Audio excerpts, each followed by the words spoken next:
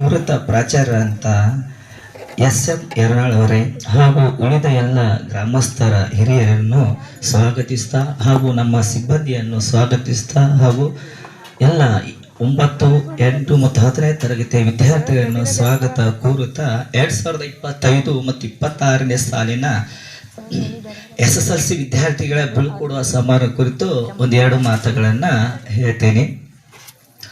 ನಿಮಗೆಲ್ಲ ಗೊತ್ತಿರುವಂತೆ student life is golden life.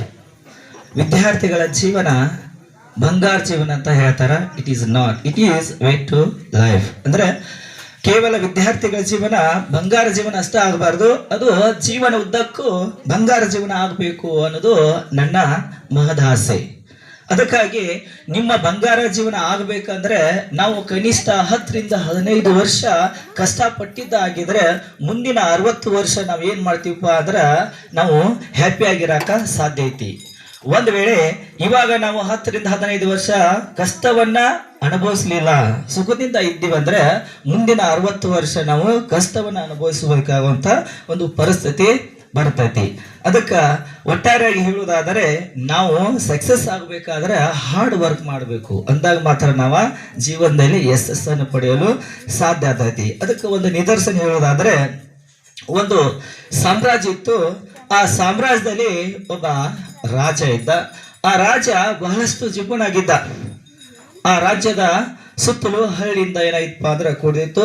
ರಾಜ ಬಹಳಷ್ಟು ಜಿಪುಣಾಗಿದ್ದ. ಎಷ್ಟು ಜಿಪುಣಾಗಿದ್ದ ಅಂದ್ರೆ ಮಾತಾಡಿದ್ರೆ ಹಸು ಆದಿತ್ತು, ಊಟ ಮಾಡಬೇಕಲ್ಲ ಅಂತ ಅಷ್ಟು ಜಿಪುಣಾಗಿದ್ದ. ಆದ್ರೆ ಆ ಹಳ್ಳಿಯಲ್ಲಿ ನೃತ್ಯ ಮಾಡುವಂತ ಒಂದು ತಂಡ ಬಂದಿತ್ತು, ಅಂದ್ರೆ ಭೈರೂಪ್ಕಾರ್ ಅಂದ್ರೆ ನೃತ್ಯ ಮಾಡುವಂತ ತಂಡ ಬಂದಿತ್ತು. ಅವರ ವೃತ್ತಿ ಏನಪ್ಪಾ ಅಂದ್ರೆ ಬೇರೆ ಬೇರೆ ಹಳ್ಳಿಗೆ ಹೋಗಿ ತಮ್ಮ ನೃತ್ಯವನ್ನ ಪ್ರದರ್ಶನ ಮಾಡಿ ಆ ಬಂದಂತ ದುಡ್ಡದಲ್ಲಿ ತಮ್ಮ ಜೀವನವನ್ನ ಸಾಗಿಸ್ತಿದ್ರು. ಸೊ ಹಿಂಗೆ ಅವರು ಇದ್ದಂತ ಆ ರಾಜ್ಯಕ್ಕೆ ಸಂಬಂಧಪಟ್ಟಂತ ಎಲ್ಲ ಹಳ್ಳಿಗಳನ್ನ ಕವರ್ ಮಾಡಿ ಮುಂದಿನ ಪ್ರಯಾಣ ಬೆಳೆಸಬೇಕು ಅಂತ ಹೇಳಿ ವಿಚಾರ ಮಾಡ್ತಿರ್ಬೇಕಾದ್ರೆ ಆ ನೃತ್ಯ ಮಾಡುವಂತ ತಂಡದ ನಾಯಕ ವಿಚಾರ ಮಾಡ್ತಾನ. ಪಕ್ಕದಲ್ಲಿ ರಾಜರ ಅರಮನೆ ಐತಿ. ಆ ರಾಜನ ಹತ್ರ ಹೋಗಿ ಅಥವಾ ಅರಮನೆಗೆ ಹೋಗಿ ಅನುಮತಿಯನ್ನು ಪಡೆದು ನಮ್ಮ ನೃತ್ಯವನ್ನ ಮಾಡಿದ್ರೆ ರಾಜ ಏನ್ ಮಾಡಬಹುದು, ಬಂಗಾರ ಬೆಳೆ ಕೊಡ್ಬೋದು ಅಂತ ಹೇಳಿ ವಿಚಾರದಿಂದ ಆ ನಾಯಕ ಏನ್ ಮಾಡ್ತಾನಪ್ಪ ಅಂದ್ರ ರಾಜನ ಹತ್ರ ಹೋಗಿ ಭೇಟಿ ಆತನ. ರಾಜರ, ನಾನು ಆ ನೃತ್ಯ ಮಾಡುವಂತ ತಂಡದ ನಾಯಕ ಅದನಿ, ನೀವು ಒಂದು ವೇಳೆ ಅನುಮತಿ ಕೊಟ್ಟಿದ್ರೆ ನಾನು ನೃತ್ಯವನ್ನ ಪ್ರದರ್ಶನ ಮಾಡ್ತೀವಿ ಅಂತ ಹೇಳಿ ಕೇಳ್ತಾನ. ಆದ್ರೆ ರಾಜ ಭಯಂಕರ ಜಿಪ್ನಾಗಿದ್ದ. ಒಂದು ವೇಳೆ ಅವಕಾಶ ಕೊಟ್ರೆ ಏನಾಗುತ್ತೆ, ಮತ್ತೆ ಅವರಿಗೆ ಬಂಗಾರ ಬೆಳೆ ಕೊಡ್ಬೇಕಂತೇಳಿ ತಿಳಿದವ ಏನ್ ಮಾಡ್ತಾನಪ್ಪ ಅಂದ್ರೆ ಇಲ್ಲ ಅನ್ಲಿಲ್ಲ, ಇವತ್ತು ನಾ ಬಿಜಿ ಅದನಿ, ನೀನು ನಾಳೆ ಬಾ ಅಂತೇಳಿ ಆ ರಾಜ ನಾಯಕ ಹೇಳ್ತಾನ. ಸೊ ಮತ್ತೆ ನಾಳೆ ಮತ್ತೆ ನಾಯಕ ಬರ್ತಾನ. ಮತ್ತೆ ಯಥಾವತ್ತವಾಗಿ ಇವತ್ತು ನಾನು ಬೀಜ ಅದನಿ, ಮತ್ತೆ ನೀನು ನಾಳೆ ಬಾ ಅಂತ ಹೇಳಿ ಇದು ಕಂಟಿನ್ಯೂಸ್ ಆಗಿ 1 ವಾರದವರೆಗೆ ನಡೀತು.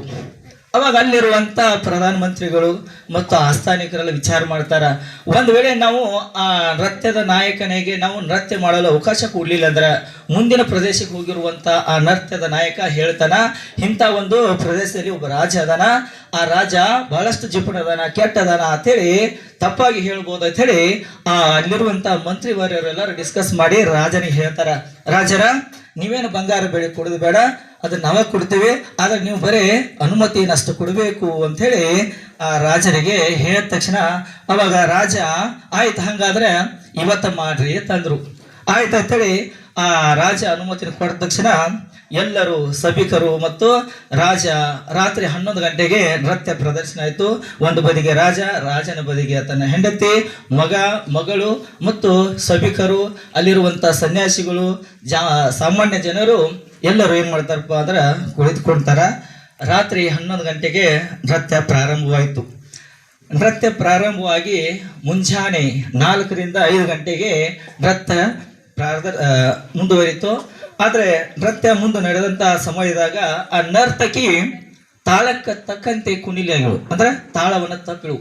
ಅವಾಗ ಅಲ್ಲಿರುವಂತ ತಬಲಾ ವಾದಕ ಏನ್ ಮಾಡ್ತಾನಪ್ಪ ಅಂದ್ರೆ ವಿಚಾರ ಮಾಡ್ತಾನ, ಒಂದು ವೇಳೆ ಅವಳು ಸರಿಯಾಗಿ ಕುಣ್ಲಿಲ್ಲ ಅಂದ್ರೆ ರಾಜ ಏನ್ ಮಾಡ್ಬೋದು, ಕೊಡುವಂತ ಬಂಗಾರವನ್ನ ಕೊಡಂಗಿಲ್ಲ. ಅವಾಗ ಆ ತಬಲಾ ವಾದಕ ಒಂದು ಮಾತು ಹೇಳ್ತಾನ. ಏನ್ ಹೇಳ್ತಾನಪ್ಪ ಅಂದ್ರೆ, ಬಹುತ್ ಗಯ ಥೋಡಿ ಬಿನಾ ಬಜಾಯೆ ಸುನ ನಾರ ನಾಯಕಿ ತಾಳ್ಮೆ ನ ಭಂಗಪಾಯೆ ಅಂತ ಹೇಳಿ ಒಂದು ಮಾತನ್ನ ಹೇಳ. ಬಹುತ್ ಗಯ ತೋಡಿ ಬಿನಾ ಬಜಾಯೆ ಸುನನಾರ ನಾಯಕಿ ತಾಳ್ಮೇನ ಭಂಗಪಾಯೆ ಅಂತೇಳಿ ಹೇಳಿದ ತಕ್ಷಣ ಆ ನರ್ತಕಿ ಅರ್ಥ ಮಾಡ್ಕೋತಾಳ, ನಾ ಏನ್ ಮಾಡತ್ತೇನೆ ಅನ್ನೋದು ತಪ್ಪು ಅರಿವಾಯ್ತು. ಬಹುತ ಗಯ ಅಂದ್ರೆ ಎಷ್ಟೋ ಸಮಯ ಹೊರಟೋಗೈತಿ, ಅದ್ ತೋಡಿ ಬಿನಾ ಬಜಾಯೆ ಇನ್ನೂ ಸ್ವಲ್ಪ ಅದು ಹೋಗತ್ತೆ, ಕೇಳು ಸುನನಾರ ನಾಯಕಿ ತಾಳ್ಮೆ ತಪ್ಪು ಮಾಡಕ್ ಹೋಗ್ಬೇಡ ಅಂತೇಳಿ ಆ ಸಂದೇಶದ ಅರ್ಥ ಮಾಡ್ಕೊಂಡು ಆ ನರ್ತಕಿ ಏನ್ ಮಾಡ್ತಾಳಪ್ಪ ಅಂದ್ರ ಸರಿಯಾಗಿ ತಾಳಕ್ಕ ತಕ್ಕಂತೆ ಕುಣಿತಾಳ. ಅಂತೂ ಎಂತೂ ಆ ಸೆಷನ್ ಎಂಡ್ ಆಯ್ತು ಅಂದ್ರೆ ಆ ನೃತ್ಯ ಏನಾಯ್ತು, ಮುಗೀತು. ಯಾವಾಗ ನೃತ್ಯ ಮುಗಿಯುತ್ತಿದ್ದಂತೆ ಆ ಸಭಿಕರಲ್ಲಿ ಒಬ್ಬ ಸನ್ಯಾಸಿ ಕೂತಿದ್ದ. ಆ ಸನ್ಯಾಸಿ ಏನ್ ಮಾಡ್ತಾನಪ್ಪ ಅಂದ್ರ ತನ್ನ ಹತ್ರ ರತ್ನಗಂಬಳಿ ಇತ್ತು. ಆ ರತ್ನಗಂಬಳಿಯನ್ನು ಏನ್ ಮಾಡ್ತಾನಪ್ಪ ಅಂದ್ರ ನೃತ್ಯ ಮಾಡುವಂತ ನರ್ತಕಿಗೆ ಏನ್ ಮಾಡ್ದ, ರತ್ನಗಂಬಳಿಯನ್ನ ಕೊಟ್ಟ. ಸೊ ಅದನ್ನ ನೋಡಿ ಅಲ್ಲಿರುವಂತ ರಾಜನ ಮಗ ಏನ್ ಮಾಡ್ತಾನಪ್ಪ ಅಂದ್ರ ತನ್ನ ಕೊಳ್ಳಲಿರುವಂತ ವಜ್ರದ ಹಾರವನ್ನ ಆ ನರ್ತಕಿಗೆ ಹಾಕಿದ. ಯಾವಾಗ ನರ್ತಕಿ ಹಾಕಿದಲ್ಲ ರಾಜನಿಗೆ ಭಯಂಕರ ಸಿಟ್ಟು ಬಂತು. ಯಾಕ, ಭಯಂಕರವ ಜಿಪುನಾಗಿದ್ದ. ಸೊ ಅನ್ನ ನೀಡುವುದನ್ನ ನೋಡಿ ಆ ರಾಜನ ಮಗಳು ಸಹ ಏನ್ ಮಾಡ್ತಾಳಪ್ಪ ಅಂದ್ರ ಅವಳ ಹತ್ರ ಇರುವಂತ ಬಂಗಾರದ ಡಾಗಿನವನ್ನ ನೀಡ್ತಾನ. ಸೊ ಅದನ್ನ ತಗೊಂಡು ಅವರೆಲ್ಲರೂ ಹೋತಾರ. ರಾಜನಿಗೆ ಭಯಂಕರವಾದಂತ ಸಿಟ್ಟು ಬರತಿ. ಇದಕ್ಕೆ ಕಾರಣ ಯಾರು? ನನ್ನ ಮಗ ಮತ್ತು ಮಗಳು ಬಂಗಾರ ಕೂಡ ಕಾರಣ ಯಾರಪ್ಪ ಅಂದ್ರ ಆ ಸನ್ಯಾಸಿ. ಆ ಸನ್ಯಾಸಿ ಒಂದು ವೇಳೆ ಕೊಟ್ಟಿಲ್ಲ ಆಗಿದೆ ಅಂದ್ರೆ ನನ್ನ ಮಗ ಮತ್ತು ಮಗಳು ಕುಡಿಲ ಹೇಳುವಂತ ತಿಳಿದು ಆ ಸ್ವಾಮಿಯನ್ನ ಅಥವಾ ಆ ಸನ್ಯಾಸಿಯನ್ನ ಕರ್ಕೊಂಡು ಬರ್ರಿ ಅಂತೇಳಿ ರಾಜ ಹೇಳಿದ ತಕ್ಷಣ ಆ ಸನ್ಯಾಸಿಯನ್ನ ರಾಜನ ಹತ್ರ ಕರ್ಕೊಂಡ್ ಬರ್ತಾರ. ಅವಾಗ ರಾಜ ಕೇಳ್ತಾನ, ಏನತ್ತ ಆ ಸನ್ಯಾಸಿ, ನೀನ್ ಯಾವ ವಿಚಾರ ಇಟ್ಕೊಂಡು ರತ್ನಗಂಬಳಿಯನ್ನು ಕೊಟ್ಟಿ? ಸೊ ನೀ ಕೊಟ್ಟೆ ಅಂತ ಹೇಳಿ ನನ್ನ ಮಗ ಮತ್ತು ನನ್ನ ಮಗಳು ಏನ್ ಮಾಡು, ಬಂಗಾರ ಮತ್ತು ವಜ್ರದ ಹಾರವನ್ನು ಕೊಟ್ಟರು ಅಂತ ಹೇಳಿ ಕೇಳಿದ ತಕ್ಷಣ ಅವಾಗ ಆ ಸನ್ಯಾಸಿ ಹೇಳ್ತಾನ, ಏನ್ ಹೇಳ್ತಾನಪ್ಪ ಅಂದ್ರ ರಾಜರ, ನಾ ರತ್ನಗಂಬಳಿಗೆ ಯಾಕೆ ಕೊಟ್ಟನೆ ಅಂದ್ರ ನಾನು ಇವಾಗ ಮುಪ್ಪಾವಸ್ಥೆಯಲ್ಲಿ ಬಂದೀನಿ. ಅಂದ್ರ ಹುಟ್ಟನ ಬಾಲ್ಯ ಬ್ರಹ್ಮಚಾರಿಯಾಗಿ ಜೀವನವನ್ನ ಸಾಗಿಸಿ ಬಂದಿನಿ.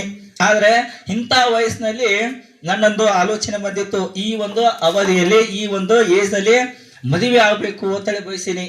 ಆದ್ರೆ ಆ ತಬಲವಾದ ಕೇಳಿರುವಂತ ಒಂದು ಮಾತನ್ನ ಕೇಳಿ, ಏನ್ ಮಾತು, ಬಹುತ ಗಯ ತೋಡಿಬಿನ ಬಜಾಯೆ ಸುನನಾರ ನಾಯಕಿ ತಾಳ್ಮೇನ ಭಂಗಪಾಯಿ ಅನ್ನುವಂತ ವಿಚಾರವನ್ನ ಕಂಡುಕೊಂಡು ಅರ್ಥ ಮಾಡ್ಕೊಂಡು ನಾನು ರತ್ನಗಂಬಳಿಯನ್ನು ಕೊಟ್ನಿ. ಯಾಕಂದ್ರ ಒಂದು ವೇಳೆ ಈ ಒಂದು ಏಜಲ್ಲಿ ನಾನು ಮದುವೆ ಆದ್ರ ಇಡೀ ಸನ್ಯಾಸಿ ವೃತ್ತ ಅಂದ್ರೆ ಸನ್ಯಾಸಿಯ ಜೀವನ ವೃತ್ತಿಗೆ ಕೆಟ್ಟ ಹೆಸರು ಬರ್ತೈತಿ.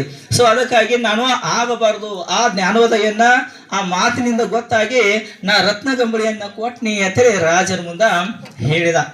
ಸೊ ರಾಜ ಆ ಮಾತನ್ನ ಕೇಳಿ ತನ್ನ ಮಗನನ್ನ ಕೇಳ್ತಾನ. ಆಯ್ತಪ್ಪ, ನೀ ಯಾಕೆ ಕೊಟ್ಟಿ ಅಂತೇಳಿ ರಾಜ ತನ್ನ ಮಗನನ್ನ ಕೇಳ್ತಾನ. ಅವಾಗ ರಾಜನ ಮಗ ಹೇಳ್ತಾನ, ಅಪ್ಪ ನಾ ಯಾಕೆ ಕೊಟ್ನಿ ಅಂದ್ರ ಇವತ್ತು ರಾತ್ರಿ ನಿನ್ನನ್ನ ಕೊಲೆ ಮಾಡಿ ನಾಳಿನ ದಿನ ನಾನು ಸಿಂಹಾಸನ ಏರಬೇಕು, ರಾಜಪಟ್ಟವನ್ನ ಧರಿಸ್ಕೋಬೇಕು ಅಂತೇಳಿ ನನ್ನಲ್ಲಿ ಕೆಟ್ಟ ವಿಚಾರ ಬಂದಿತ್ತು. ಆದ್ರೆ ಆ ನರ್ತಕಿ ಅಥವಾ ತಬಲಾವಾದಕ್ಕೆ ಹೇಳಿರುವಂತ ಮಾತನ್ನ ಕೇಳಿ ನನ್ನ ಮನಸ್ಸು ಪರಿವರ್ತನೆ ಆಯಿತು. ಏನೋ ಬಹುತಗೆಯ ತೋಡೆ ಬಿನ ಬಜಾಯೆ ಸುನನಾರ ನಾಯಕಿ ತಾಳ್ಮೇನ ಭಂಗಪಾಯೆ. ಎಷ್ಟೋ ಸಮಯ ನಿಮ್ಮ ತಂದೆ ಏನ್ ಮಾಡ್ಯಾನ, ಜೀವನವನ್ನು ಸಾಗಿಸ್ಯಾನ, ಜಿಪುನಿ ಇರ್ಬೋದು, ಆದ್ರೆ ಇನ್ನೂ ಎಷ್ಟು ವರ್ಷ ಬೇಕಾದನವ, ಕೆಲವೇ ದಿನ ವರ್ಷದೊಳಗ ಆತ ಸಾಯಬಹುದು, ಮುಂದೆ ನೀನ ಪಟ್ಟಕ್ಕೆ ಬರ್ಬೋದು. ಒಂದು ವೇಳೆ ಇವಾಗ ನೀನ ನಿಮ್ಮ ತಂದೆಯನ್ನ ಕೊಂದು ಪಟ್ಟಕ್ಕೆ ಏರಿದ್ರೆ ನಾಳೆ 4 ಜನ ಏನ್ ಮಾಡ್ತಾರ, ಮಾತಾಡ್ತಾರ, ಏನಂತ, ರಾಜನನ್ನ ತನ್ನ ತಂದೆಯನ್ನ ಕೊಂದು ರಾಜ್ಯಭಾರ ಮಾಡಾತನ, ಆತಳಿ ಕೆಟ್ಟ ಹೆಸರು ಬರ್ತೈತಿ ಅಂತ ಹೇಳಿ ತಿಳಿದು ಆ ಮಾತನ್ನ ಕೇಳಿ ನನಗೇನಾಯ್ತು, ಜ್ಞಾನೋದಯ ಆಗಿ ಅದಕ್ಕಾಗಿ ನನ್ನ ವಜ್ರಹಾರವನ್ನ ಕೊಟ್ನಿ ಅಂತ ಹೇಳ್ತಾನ. ಅವಾಗ ರಾಜ ಗಾಬರಿ ಆತನ. ಅವಾಗ ಮಗಳನ್ನ ಕೇಳ್ತಾನ, ನಿನಗೇನು ಅರ್ಥ ಆಯ್ತು ಅಂತ ಹೇಳಿ ಮಗಳನ್ನ ಕೇಳ್ತಾನ. ಅಪ್ಪ, ನಾನು ಬೆಳೆದು ಇಷ್ಟು ದೊಡ್ಡವಳಗೇನೆ ನನ್ನನ್ನು ಮದುವೆ ಮಾಡಬೇಕು ಅನ್ನೋದು ಒಂದು ಸ್ವಲ್ಪ ವಿಚಾರ ಇಲ್ಲ. ಆದ್ರೆ ಕಳೆದ ವಾರ ಬಂದಿರುವಂತ ಪಕ್ಕದ ರಾಜಕುಮಾರ್ ಜೊತೆ ಇವತ್ತು ನಾನು ಮದುವೆ ಮಾಡ್ಕೋಬೇಕು ಅಂತ ವಿಚಾರ ಇತ್ತು. ಆದ್ರೆ ಆ ಮಾತನ್ನ ಕೇಳಿ ನನ್ನ ಮನಸ್ಸು ಪರಿವರ್ತನೆ ಆಯ್ತು. ಏನ್ ಮಾತಪ್ಪ ಅಂದ್ರೆ, ಒಂದು ವೇಳೆ ಆ ರಾಜನ ಜೊತೆ ಮದುವೆ ಆಗಿದ್ರೆ ನಾಳೆ ಏನ್ ಮಾತಾಡ್ತಾರ, ಇಂಥ ರಾಜನ ಮಗಳು ಬೇರೆಯವರ ರಾಜನ ಜೊತೆ ಮದುವೆ ಆಗಿ ಹೋಗ್ಯಾಳ ಅಂತೇಳಿ ಕೆಟ್ಟ ಹೆಸರು ಬರ್ತೈತಿ ಅಂತೇಳಿ ತಿಳಿದ ನಾನು ವಜ್ರಹಾರವನ್ನು ಕೊಟ್ಟೇನಿ ಅಥವಾ ಬಂಗಾರ ಹಾರವನ್ನು ಕೊಟ್ಟೇನಿ. ಅದಕ್ಕಾಗಿ ಇದೆಲ್ಲವನ್ನ ಕೇಳಿದಂತ ರಾಜ ಏನ್ ಮಾಡ್ತಾನಪ್ಪ ಅಂದ್ರ ಅವನ ಮನಸ್ಸು ಪರಿವರ್ತನೆ ಆಯ್ತು. ಮನಸ್ಸು ಪರಿವರ್ತನೆ ಆಗಿ ರಾಜ ಏನ್ ಮಾಡ್ತಾನಪ್ಪ ಅಂದ್ರೆ ತನ್ನ ಮಗನನ್ನ ಪಟ್ಟಾಭಿಷೇಕನಾಗಿ ರಾಜನಾಗಿ ಮಾಡ್ತಾನ, ಮಗಳನ್ನ ತಾನು ಇಚ್ಛೆ ಪಟ್ಟಿರುವಂತ ಮಗಳಿಗೆ ಮದುವೆ ಮಾಡಿ ಏನ್ ಮಾಡ್ತಾನ, ಕೊಡ್ತಾನ. ಆತ ಹಿಮಾಲಯ ಪರ್ವತ ಕಡೆಗೆ ಹೋತಾನ. ಅಂದ್ರೆ ಈ ಕಥೆಯ ಉದ್ದೇಶ ಇಷ್ಟೇ, ನೀವು ತಂದೆ ತಾಯಿಗೆ ಅಥವಾ ಟೀಚರ್ಸ್ಗೆ ಅಥವಾ ಫ್ರೆಂಡ್ಸ್ಗೆ ಒಳ್ಳೆಯ ರೀತಿಯಿಂದ ಇಲ್ಲಿವರೆಗೆ ಆಗಿ ಬಂದಾರೆ. ಬಹುತೇಕ ಎಷ್ಟು ಸಮಯ ಹೋಗೈತಿ, ಇನ್ನು ಉಳಿದಿರುವಂತ ಸ್ವಲ್ಪ ಸಮಯವನ್ನ ನಿಮ್ಮ ತಂದೆ ತಾಯಿಗಳಿಗೆ ನೀವು ಏನಾಗಬೇಕಪ್ಪ ಅಂದ್ರೆ ಒಳ್ಳೆ ಮಕ್ಕಳಾಗಬೇಕು, ಕೆಟ್ಟ ಆಲೋಚನೆ ಬರದೇ ಇರಲಿ, ನಿಮ್ಮ ಜೀವನ ವೆಲ್ ಆಗಿರಲಿ, ಉತ್ತಮ ರೀತಿಯಿಂದ ಆಗಲಿ ಅಂತ ಹೇಳಿ ನನ್ನ 2 ಮಾತುಗಳನ್ನು ಹೇಳುತ್ತಾ ಇಲ್ಲಿಗೆ ನನ್ನ ಮಾತುಗಳನ್ನು ಮುಗಿಸುತ್ತೇನೆ. ಜೈ ಹಿಂದ್, ಜೈ ಕರ್ನಾಟಕ.